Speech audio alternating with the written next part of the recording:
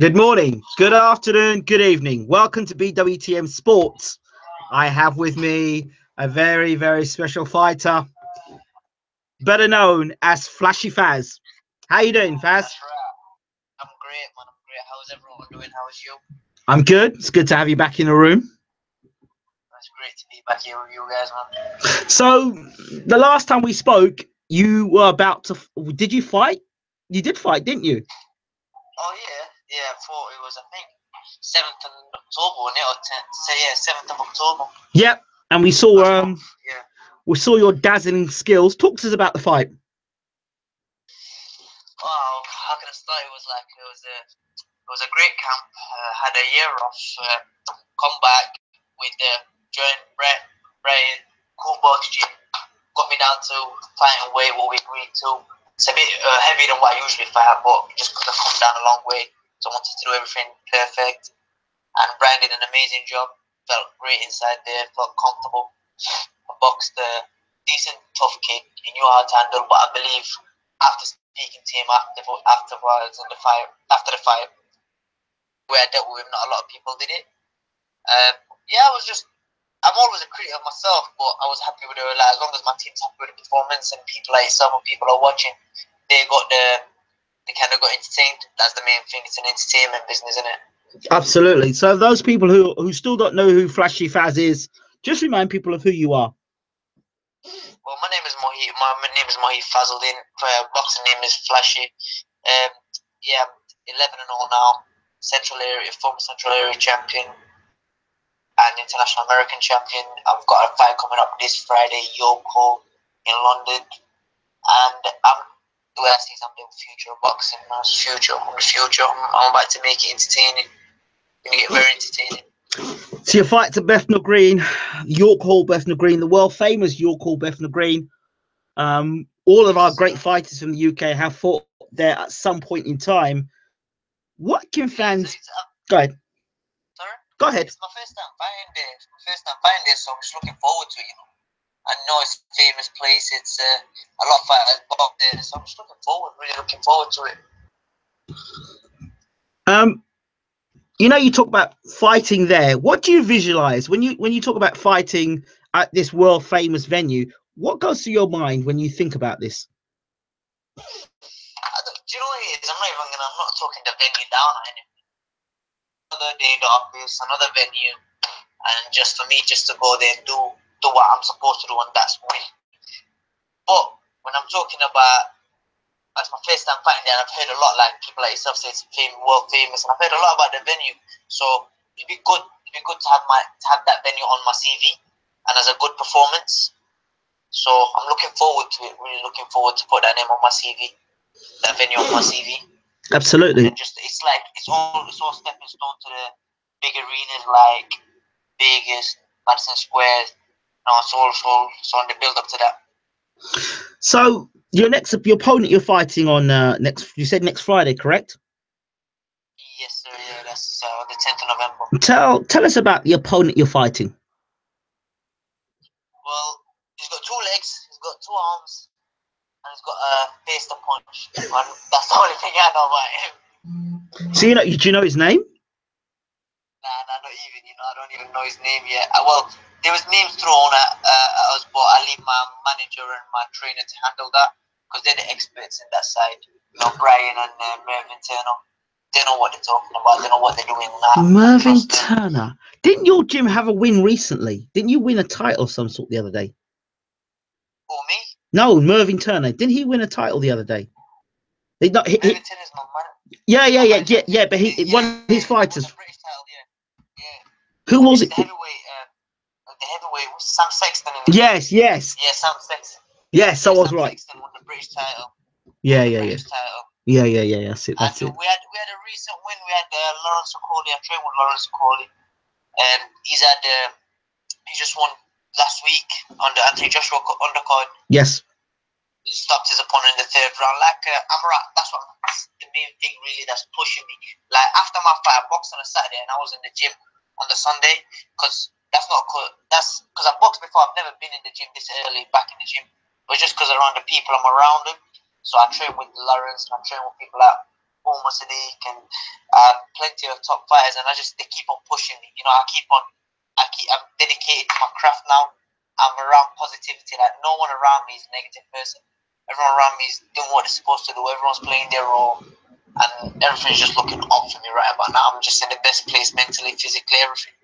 So when you talk about not being around negativity, talk to us about the impact negativity can have on a boxer's career. Do you know what?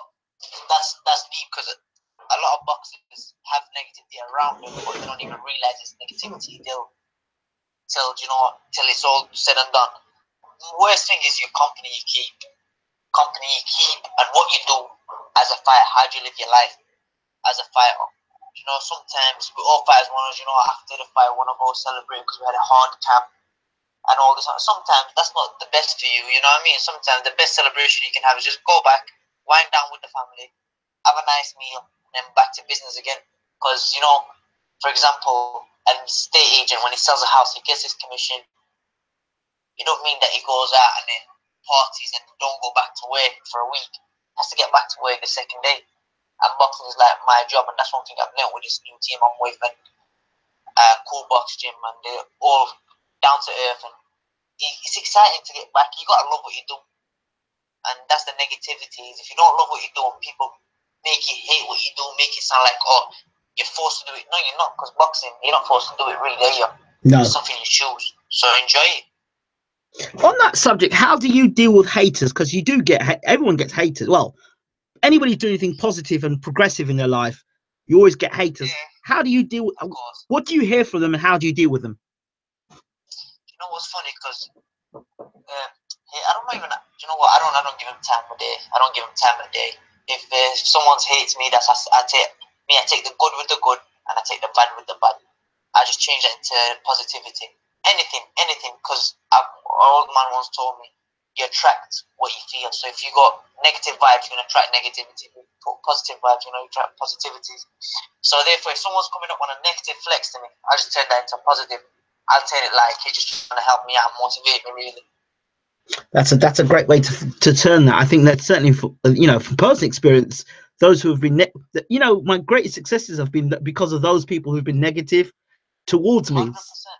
So, because when I took time off, yeah, people that I thought they were close to me, they all of a sudden started to disappear and all this, and I thought they like, I felt the vibe like they thought, I ain't gonna make it back in the game. I'm not gonna come and box.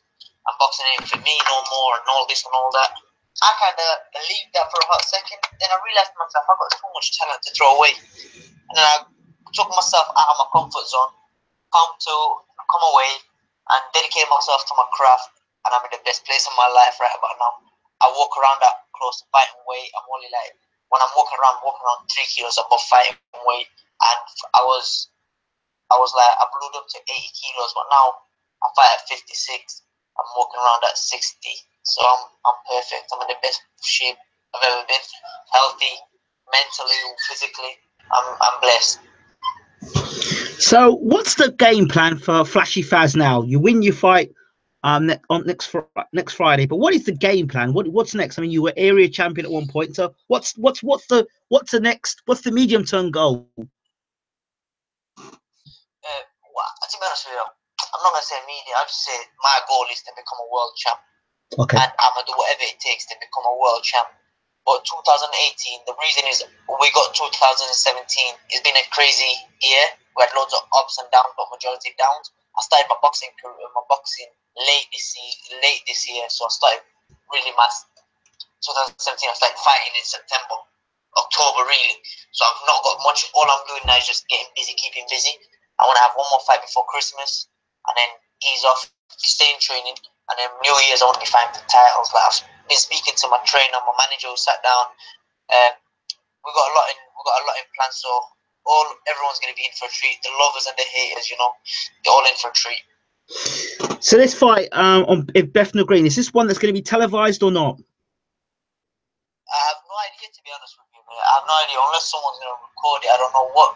I don't even know the details of the show, because I just come out of my last fight, and I got told I'm fighting again like the day after.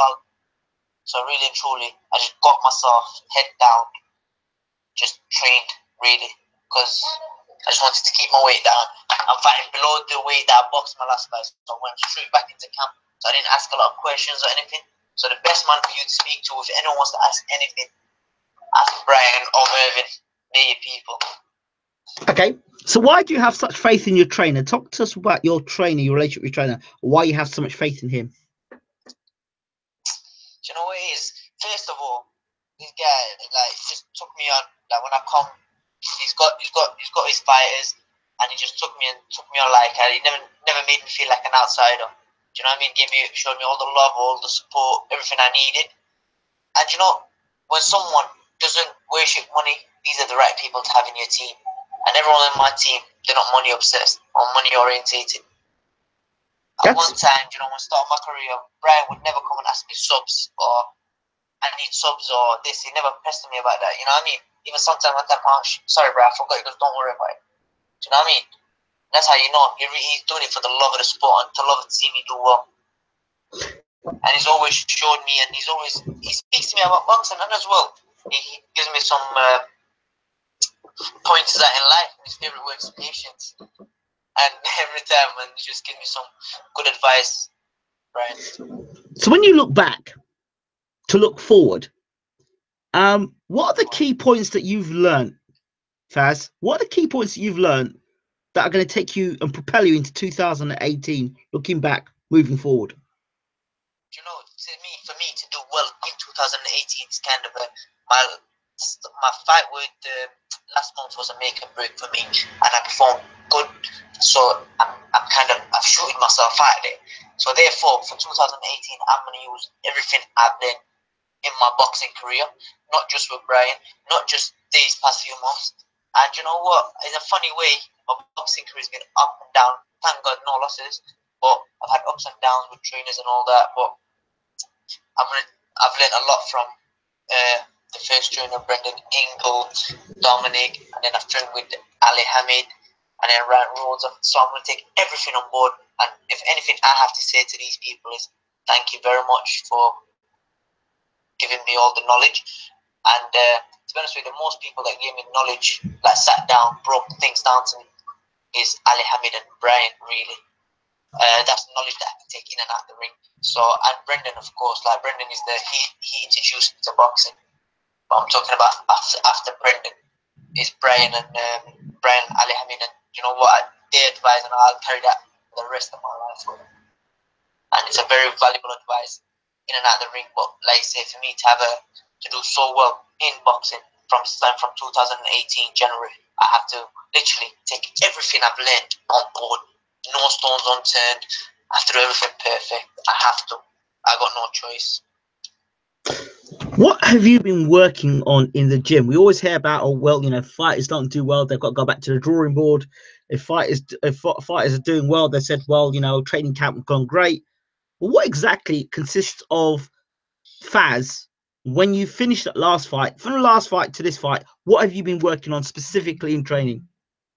I can sit down and tell you what I've been working for ages, but I'm going to make it nice and simple. Me in the gym, I do as I told. If Brian tells me, for example, we're doing this, I'd be like, okay, we have to do it. And Brian is like, he's a master. He's just a mastermind. So whatever he tells me to do, and I do. But we've just been perfecting whatever we're good at. We've been perfecting that, and whatever we're bad at, we've been perfecting that as well. So like I said, I don't know, personally me, I'm my own critic. I know I've got loads to learn. I'm still a baby in the game. And Brian has just been teaching me what I need to know. And I've been doing exactly what he's been saying. I feel stronger, sharper, faster. And I know I've spoke to you before. You like the last fight. A lot of people really like the last fight. And I'm just looking to build on that. Literally looking to build on it. Keep on building, keep on winning.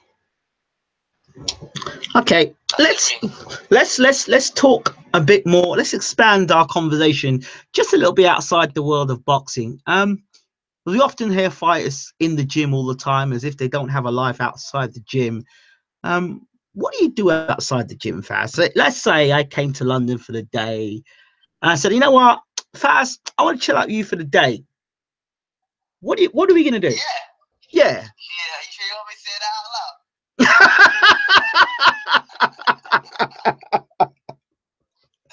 Nah, I'm Okay, where are you going to take me? To eat. Wait. Okay, wait. Hold on. I'm a London man, right? So where are you going to take me to eat? Because if you don't take me to, you got to take me to some good place to eat. You know. Don't watch that, bro. I know you, but guess what? I'm not even a London man myself. I just live here in Trinity, so most of the time, if you're a London man, I just tell you to. Do you know what? I want some I like Italian food. I know this place here called Bella something. It's Bella Rosa. Yeah. See? Yeah. See? You see? Yeah. That's it. I like that place. So we'll go have some food there, and then the rest is just history, innit? I'll let you know when you come. Okay. All right. Cool. Well, listen. In terms of food, so we sort the food out. I can't go Nando's no more because I'm no longer I don't eat no meat no more. I'm a veggie man, so no meat for me. And I've been veggie for. Go ahead. Yeah. You said that because I want to do my next camp as a vegetarian. Because is it vegetarian? Yeah, vegetarian. Because a few fighters from the gym, like example Lawrence and Omar and a few others, they do that for their camp. So I'm looking to do that for my next camp. Okay. So it's no veggie. What's it like? Is it hard? No, man, I've been veggie, 3-4 years now, and I'm loving it. Fantastic, beautiful stuff. I mean, I tell you, listen, listen, I'll take you, when I come to London, I'll show you a place in London, or in Hackney, right? And it's fried chicken, but it's not even fried chicken. What? It's wicked. Chicken, it's not fried chicken. Yeah, it's like, it looks like fried chicken, and it tastes like fried chicken, but it ain't fried chicken, and it's wicked. And listen, when you go to that place, the place is like stacked back, like a whole line. Long line in Hackney. It's the only place that got where you can get the chicken. It tastes damn good, man. Chicken burgers. Come, man. You're gonna come for the fight. You're gonna be here. You know, I won't be here. I won't be next week in London. Oh, I don't think so. Hold on, that's next week. Let me know if you're here for the fight or before. Oh, after the fight, we'll definitely need you. Yeah, we will do. That'll be something to do. And yeah, actually, I'll come back to you about that. Right. The next thing is, so we talk about food. Let's talk about music. What music are you listening to? Do you know what? I listen to all type of music, really, as long as it's got catchy. But I'm into UK grams popping at the moment. I'm into dancehall. Yeah. I'm into some Yemeni music. But I don't think a lot of people are into. But I'm gonna introduce that to my world title and my ring entrance is gonna be a Yemeni music song. All right. Now, in terms of ring entrance, what's your theme tune at the moment? I don't know, you know, probably because I'm fighting East London, one of my boys, he's got a few, he's on fire at the moment. His name is Dutch Valley, he's London's brother. So I'll probably play one of his tunes, or since East London again, probably J Hus or Meek Mill. So I'm in free mind, so I don't know. Okay. So whoever's listening to this, let me know what you think. I think Original Nutter. Here comes the hot stepper. Okay. That's 2. You got WhatsApp me these names. I'll drop you some tunes. Of course, I don't know. Mama say Knock You Out's a bit cheesy now. I've got the power was Carl Thompson. Yeah, Carl Thompson's. I got the power. Do you know what? You almost know this one. I was thinking Shelly Ann. Have you heard that tune? Yeah, Shelly Ann. What's it? Rat. Was it Big Red Rat by Shelly Ann? That girl, Shelly Ann. Yeah. Yeah, you know, yeah, it's a twisted, but there's only one problem. Nas came out to that and he got dropped within the first. Nas got dropped in the first 30 seconds. You don't want to come out to that. No, but guess what he did after? Yeah, well, you know what he did afterwards, but he got dropped first. Yeah, but you know what? You know what? That's funny because you mentioned that. Yeah. A lot of people, you know, when you're talking about Nas and you're having boxing conversation, people are like, oh, Nas didn't have a chin, he got dropped. But guess what? I don't think it's his chin. It was just balance. Yeah. Awkward style. Yeah. He come up like you're walking up a beast. Yep, absolutely. You know what I mean? Absolutely. People don't understand. Absolutely. And I think this day and age, people like say Joshua and Klitschko. Yeah. People like when someone gets dropped and comes back and drops the other guy, the old school Rocky story. Okay. That's why you mentioned Kevin Kelly and you mentioned Hercules. We don't use AJ. We use the name Hercules because Hercules. Yeah. Well, see, while we're there, and you mentioned Hercules' name. Well, what's your take on the whole Hercules phenomena in the UK? Me, do you know one thing? I got to start that off with. you're successful, I stand up and salute you. Yeah. You look at it from where Hercules AJ come from. Yeah. He was like just like everyone else, like us, man. Used to struggle, used to hurt. He used to hurt for money, but now he's the face of boxing in the United Kingdom. Absolutely. And I think he's doing a lot of good things, making a lot of good noises. People are always going to criticize, like was it Tamam? What's that guy called that he boxed last? I don't know, some idiot. He boxed him. He broke his nose with a head, but it didn't. AJ don't look like the AJ we're used to seeing. But so what? It's boxing. Someday you're gonna have a bad day in the office, and he's still gonna win. You know what I mean? Yeah. AJ did the business. Yeah, the fight might have got stopped early or whatever. That's out of my concern. I was there watching the fight, and I thought, regardless, even if he continued, AJ would have won on points anyway. But I believe the guy is set for life. He's comfortable. His mom, his kid, his missus, his family are happy. That's what should matter. The Of course. ones are happy.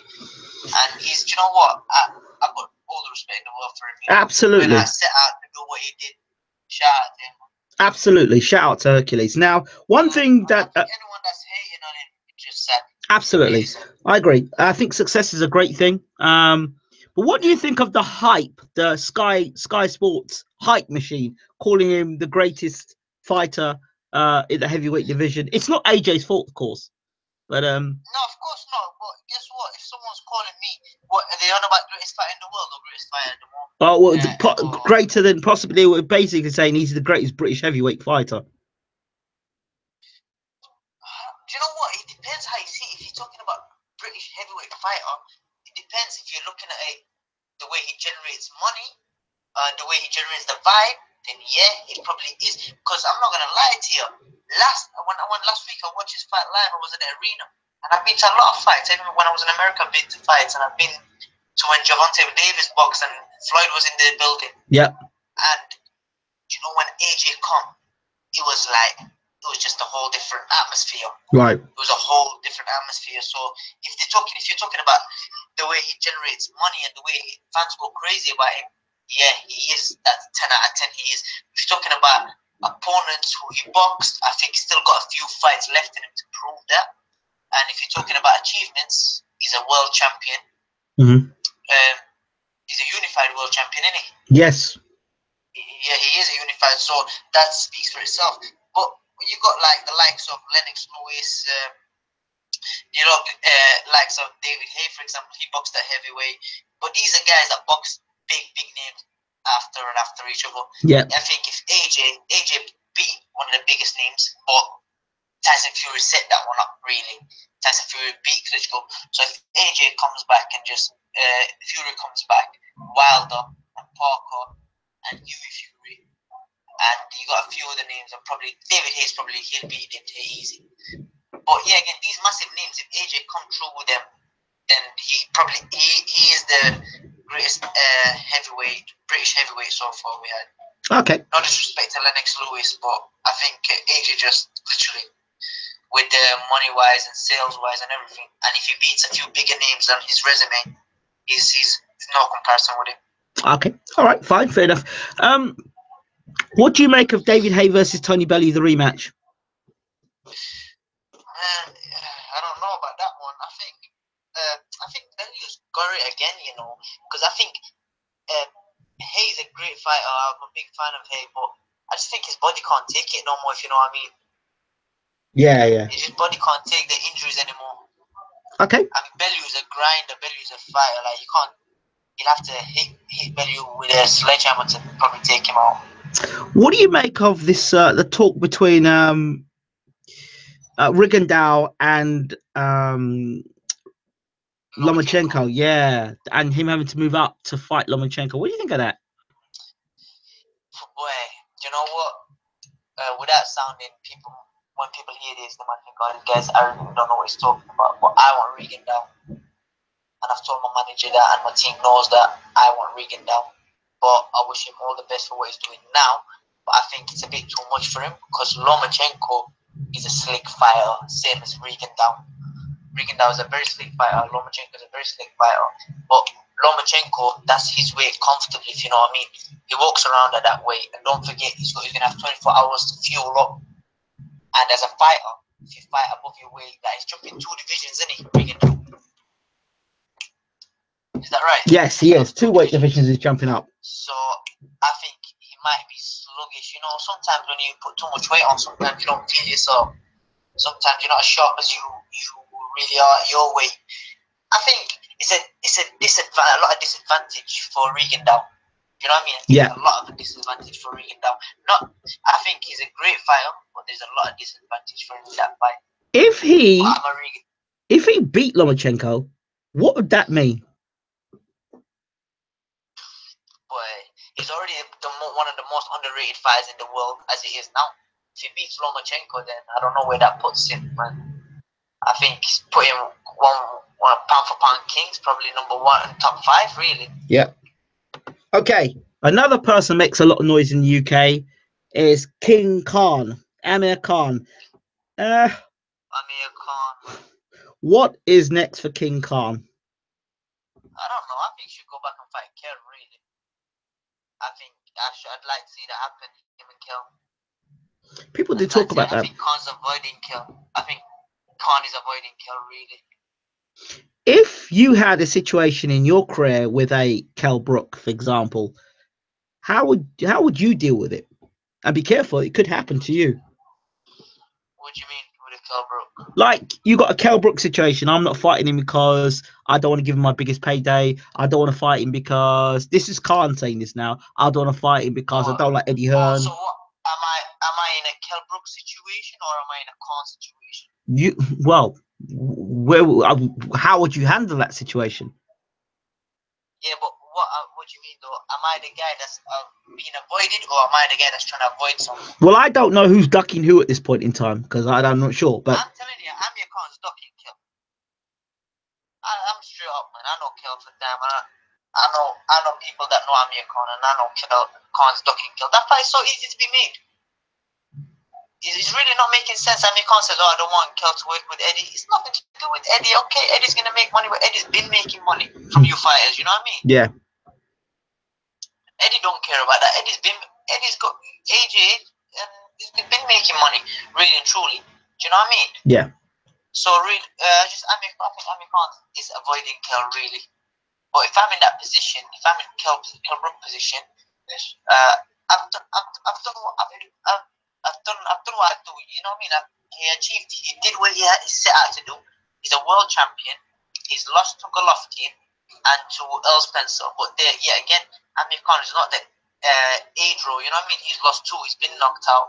So I think Kell just should keep on pushing. But yeah, again, in all fairness, Kell has been pushing for that fight too much. I just know. I think the people need to get behind the fight and start showing out where the pressure both fighters justify it. Take the fight. And for Amir Khan, do you feel that he is losing credibility as a fighter? Yeah, of course he is. Because Amir Khan's a good fighter, very good fighter, but he's got a lot going on for him, and he's making his personal life into out there in public. And I don't condone that type of behavior, really and truly. I think that kind of made a lot of people look at him different. But if you're talking about boxing, Amir Khan's a very good established fighter, and he's achieved what he had to achieve in the world of boxing. And I think he should be proud of himself, really, of what he's done. But if anything, just keep his personal life out of his boxing. Hopefully, he should do well. What possesses a fighter to do such things, to put himself out in the public like that? I don't know. Me, I'd never do that. See, I'm cut from a different cloth. I'm different to the majority of people in the boxing game. You know what I mean? So I don't know how people function. Function different. We'll talk about real, you know what I mean? Yeah, I'm going to talk about another fighter, and I'm going to bring up the good and the bad of it. Ahara Davis, and he's like Marmite, so either like him or you hate him. But Ahara Davis, what he may have not had in skill level, despite his trainer telling us he hit harder than Julian Jackson, who will be on our channel soon, by the way. Despite that, all the talk he talked and all the hype he brought, when it came down to it, he got beat. Do you condone the big talk, or do you think he should have not said as much? What do you think? Me, I'm flashy. I like talking, but I like backing. I think he didn't back, but because of his talk that kept him a bit relevant. You know, if you're a quiet guy and you're lost like that, you just be out the window and on to the next one. The fact that he talks and people want to see him really lose again to shut him up, that's going to make him relevant. So therefore, I think it's helped him. You know what I mean? I know some people don't condone that type of behavior. Some people think it puts them off boxing. But you know what? Boxing is it's an entertainment sport. And everyone out here is trying to make money and feed his family. So if whatever works for you, don't change it. You know what I mean? And that works for Ahara. By the way, I've just had one of our popular or regular listeners, Gogruja, says Faz could walk into Flash Gordon, the Queen movie soundtrack. Flash, he saved every one of us. That would be. I think that's quite good though. Flash would be good. Which one is it? Flash Gordon, that would be brilliant, man. Yeah. You know, send me the name so I can look it up. Probably, you know what? What's it called? Flash Gordon theme tune. Flash. What's the guy called that mentioned it? Goguja. Thank you very much, my brother. I take that on board. I really take that on board, and I'm gonna listen to it just after this. Flash. It's a great tune. Actually, make sure you get the proper Flash commercial, the Flash, the actual soundtrack of the movie, and not Flash. Yeah, you don't want the commercial, the TV commercial. Yeah, I'll send you a link. It's not Flash, the TV commercial. It's Flash, the actual movie. Fantastic tune. Absolutely brilliant. Thank you very much, my man. Thank you. I appreciate you. Thanks for the help. He continues and says, Brook, more finished than Khan. His eye sockets are done. He'll keep quitting in fights. And then... Nah. See, we were friends till then. We were friends till then. You know what it is? I know where people come from, and I know why he said that. It's just the eye socket. But bear in mind, Kell Brook is a human being with a family, with kids. So therefore, as soon as he felt his eye socket go, he stopped the fight. Which is, in my eyes, I'm a different. Like I said, I'm cut from a different cloth. I'm not cut like that. But what he did was perfect for it on the longer run. Maybe his eye socket is not damaged that he can't. But his eye socket are damaged, but they're repairable. Like you can repair them. But I think there's I don't know. Don't quote me on it. But I think they put steel plates inside and all this and all that. That makes it better than a glass chin, because you can't put a steel plate on your chin. And you can't always kind of get hurt too much. You know what I mean? I know Kell can take a shot on the chin. Maybe not on the eye socket, but on the chin. Well, we could have glass eye versus glass chin. What do you think?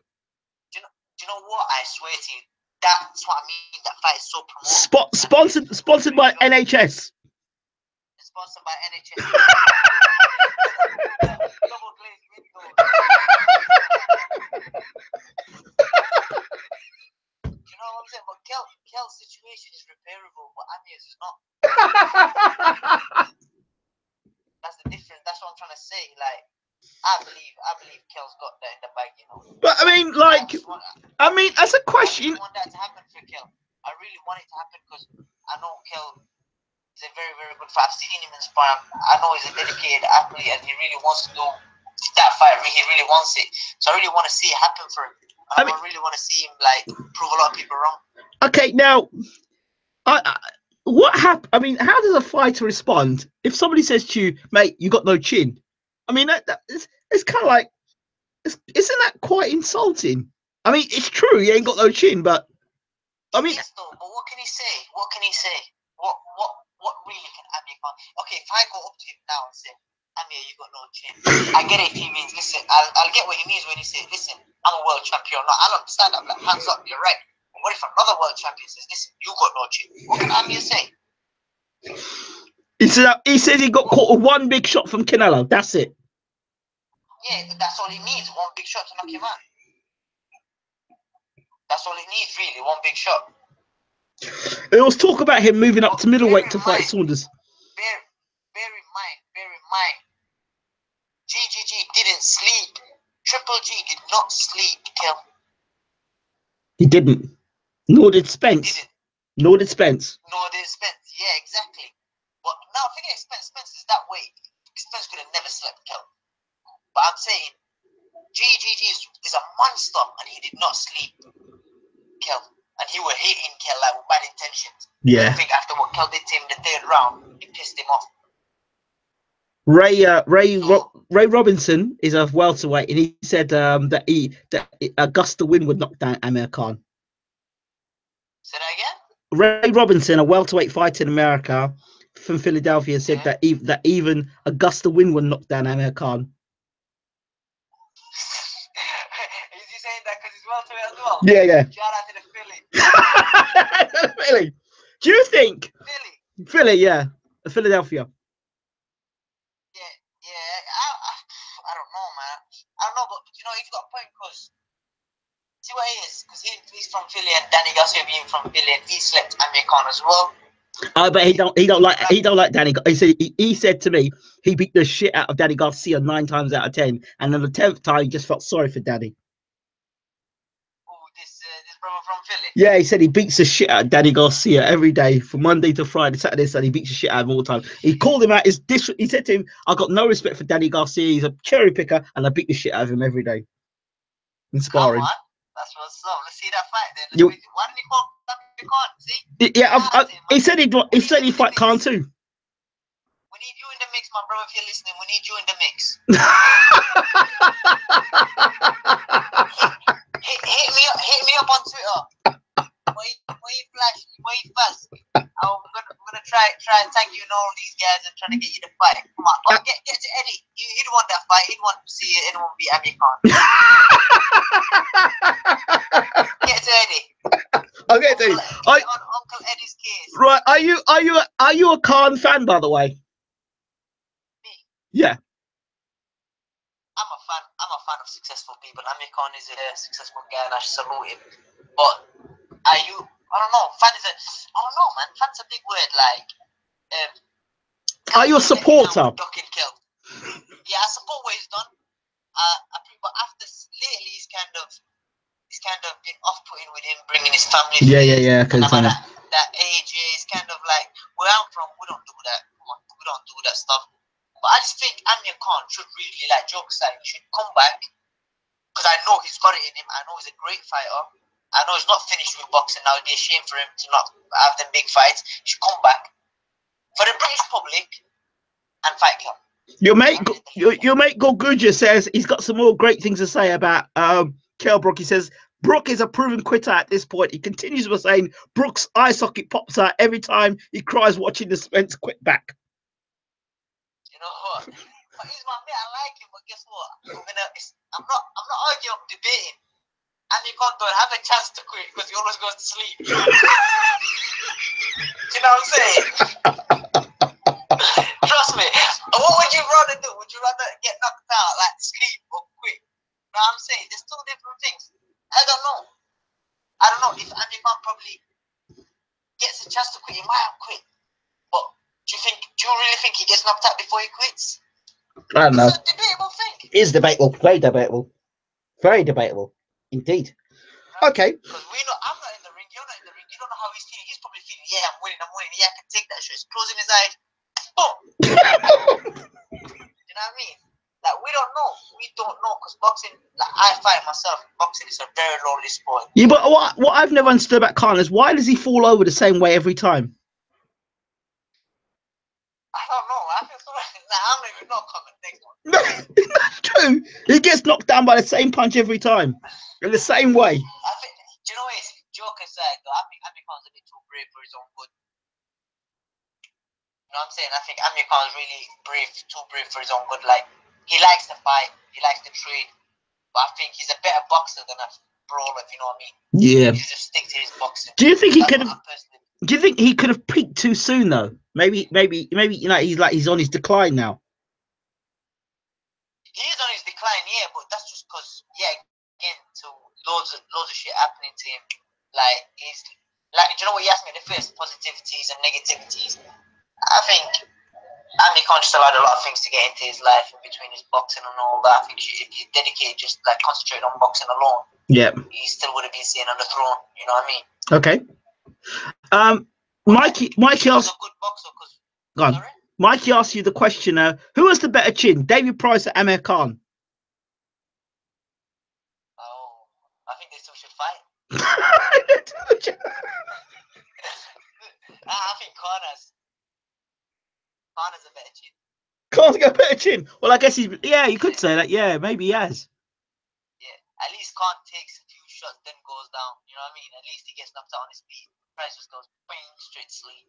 But I think people enjoy watching Khan for the two reasons. They love him because he's exciting, but they love him for that. That's what I mean. He's too brave for his own good sometimes. Yeah. Sometimes Khan is just too brave for his own good. Like, he would go there, swinging, bomb squads and stuff like that. But that's not your game. Do you know what I mean? Play your part. Let me ask you a question. Just like Naz had Kevin Kelly, do you think you're going to need something like that in your career to really make you shine? To be honest with you, I welcome any challenge. Where I come from, and I'm not a guy to speak about my past and stuff like that, but I've had it hard. I've had battles from being born, from being a kid, but guess what? I enjoy it. Diamonds are made under pressure. But talking about that hard fight, the struggle that I had to dig deep, I was against a fighter called Barrington Brown. I don't know if you guys know him or not, from Nottingham. Okay. He made me dig deep, you know. He made me like, he needed my second win. And that's when I realized, okay, I've got it. I've got what it takes. Because he really made me dig deep. He hit me with a shot and I thought, shit, that wasn't in the script. Okay. So how does a fighter know? You know, people say I've got a great chin. How does a fighter know they've got a great chin? I don't know. Me personally, I know because I've been tagged with fists, baseball bats, stuff like that. So I know I've got a good chin.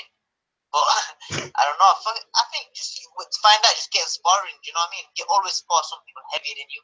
Don't always spar people your way. And you know what? What's the worst that can happen in the gym? If you get knocked out in the gym, so what?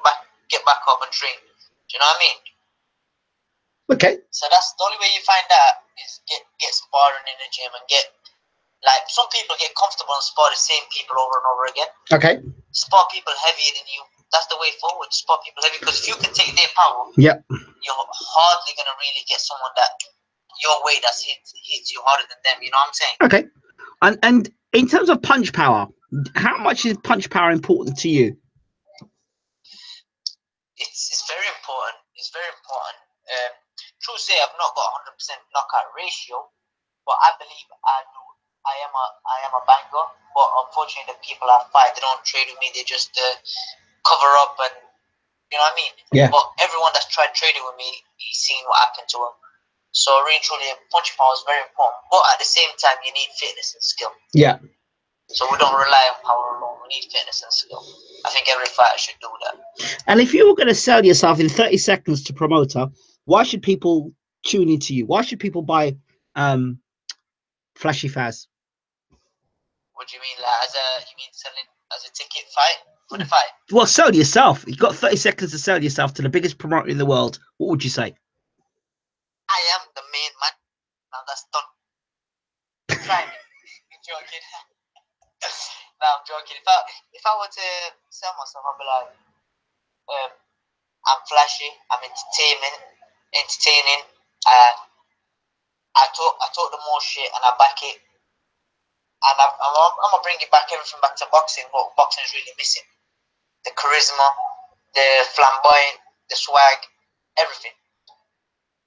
Do you think you're gonna need a either catchy entrance or a gimmick that's, although you can fight a bit? Do you think that you'll need a gimmick to catch the attention of others, or do you think you're okay as you are? There's how can I put it? You know, catching attention of others, you always got to find something new. You always got to do something, keep staying relevant. But when it's all said and done, if you rely on your fighting, it's gonna take you like longer than usual. Do you know what I mean? If you want to speed up the process, then you have to find something catchy about you. And I think me as a person, if you speak to me and you get to know me, that's the catchy part. You know what I mean? That's why I tend to be out to get out to my people, to my supporters. And once they get to know me in person, they think, yeah, this guy's the man. Okay. Mikey says, I'd love to see Mahib spar Tyrone Nurse, skills in abundance. Tyrone Nurse, is he British champion, a former British champion? I think so, yeah. Is it any what weight is it? Welterweight? Yeah.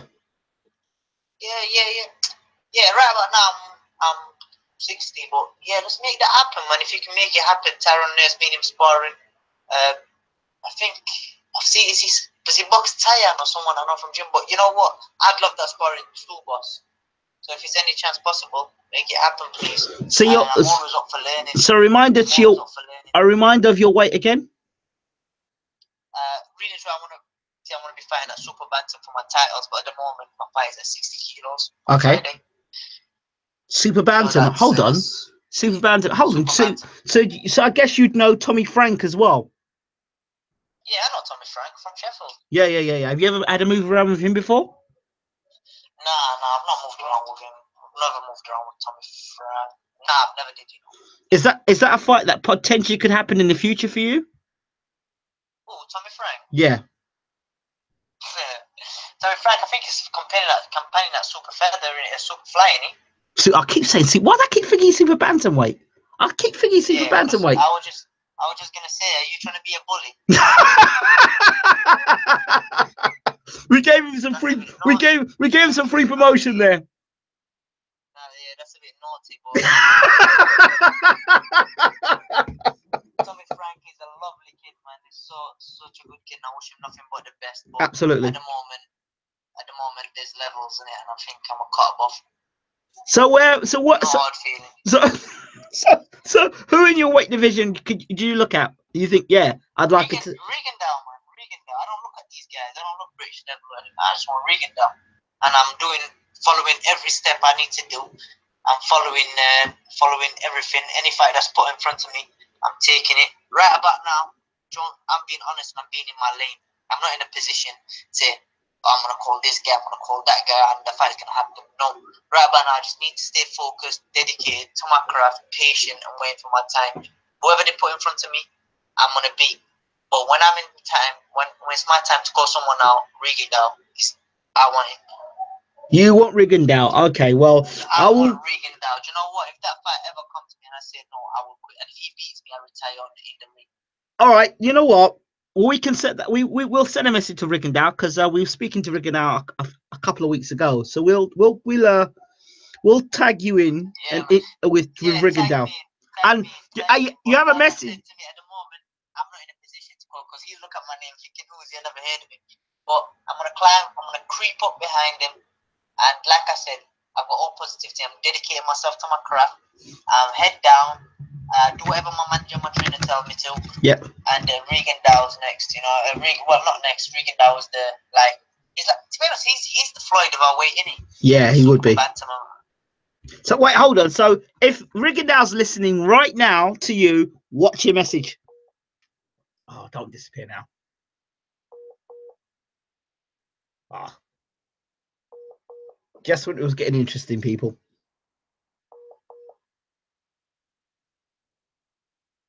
It's probably his promoter, his manager saying, "Oh, don't talk about Rigondeux. Don't talk about Rigondeux. Talk about anybody else, but just don't talk about Rigondeux."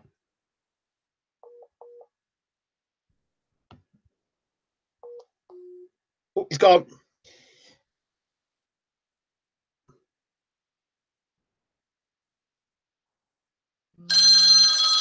He's back. Was that your promoter or manager telling you not to talk about Rigondeux? Say that again? Was that your promoter or manager telling you don't talk about Rigondeux? Whose name? Who's it? No, I don't know. I was wondering if that was a promoter or a manager telling you not to talk about Rigondeux. No, not telling me. Someone's typing to you or something? No, because obviously the phone went down. The phone went down, didn't it? No one's next to me. No one's next to me. I was like, hello. I think it's from your side. Oh, okay, fine. We thought that maybe when you mentioned their name Rigondeux, we were going to tag Rigondeux. That somebody said you better not do that. So, what's your message? No. I don't. Like I said to you, probably tag. Hello. Yeah, I'm here. We're listening. Yeah. Tagging Rigondeux probably won't know who I am right about now. You know what I mean? That's why I want to be. So this is guy that I'm working towards. Right about now, I'm focusing on my fight on the 10, and I'm gonna, like I said, I'm gonna do what my trainer and my manager tell me to. And when the time is right, we're eligible to call Rigondeux out. That's when we go public and call Rigondeux out. Okay. But for the time being, we'll just send the video out to Mr. Rigondeux just so he has an idea of who you are. Yeah, perfect. Send a video on. Good luck, Rigondeux, fighting Lomachenko. I wish you nothing but the best, but you know, hopefully you're still in the game in about a year or two. Or hopefully we'll meet you down the line. Did you actually get to see Sheedy versus Cameron by any chance? Say that again? Did you get to see Sam Sheedy and Liam Cameron fight? You know, I didn't even see it because I was I don't know where I was. I don't think I was in London or in England at that time. Okay. Can't Okay. remember. And just before we close, what are your thoughts on Tyson Fury, the comeback, the drug scandal, and all the rest of it? What are your thoughts on that? I never looked into the drug scandal. I don't think he'd do such a thing, but it's great for boxing. You know that he's the man. He's the man that boxing really needs. Is real. He's something. I'm somewhat like we like each other. You know, he's real. He just says his mind, and that's someone I really respect and like. I think Tyson Fury he's did a lot. He's opened the heavyweight division. Yeah. And he literally, let's be honest, Anthony Joshua, all these guys are really world champions because he opened it up. You know what I'm saying? And shout out to hopefully he comes back and livens up the division again. Fantastic. Great fight between him and Joshua. And what do you make of this weekend's fight, the heavyweight fight between Stavern and Wilder, where Stavern and Wilder say they're going to kill one another? You know what? I don't know, but I know Wilder's got it. I think Wilder stops him this fight. Okay. I think Wilder stops him this fight. Okay. All right. Well, Wilder's wild. Is wild at the same time. Once he got you hurt, you don't stop. You know, for a heavyweight, that's something special. Okay. Okay. Do you have any thoughts on anything else before we disappear? No, I just want to shout everyone for tuning in and watching, asking questions. I appreciate your time and I appreciate you, sir, for having me on here and giving us the exposure we need. And I'm fighting in York Hall on Friday, 10th of November. Hopefully I see some of you guys there. Part of a great journey. Let's just be part of a great journey. And just bring back exciting and entertaining boxing to the United Kingdom. Flag high, together. As Akko man would say, my man. My man. What up? Oh, man. What's up, man? All right. You take care, champ. All right, boss. All the best. See you soon. Thank you. Take care. Take care. Bye-bye. So there you have it. Flashy Faz. He is back next Friday night at York Hall, Bethnal Green. Follow him on Twitter and give a follow on Twitter. Make sure that you give him a good follow. And he's done another great job. He's definitely somebody who should be on the channel regularly. He's got such a great, refreshing view of boxing. Join us in a moment. We're going to be doing a breakdown of the weigh-in for Stavern versus Wilder with a special guest. None other than a man who knows what he's talking about and knows both fighters, James Ali Bashir. Stay tuned.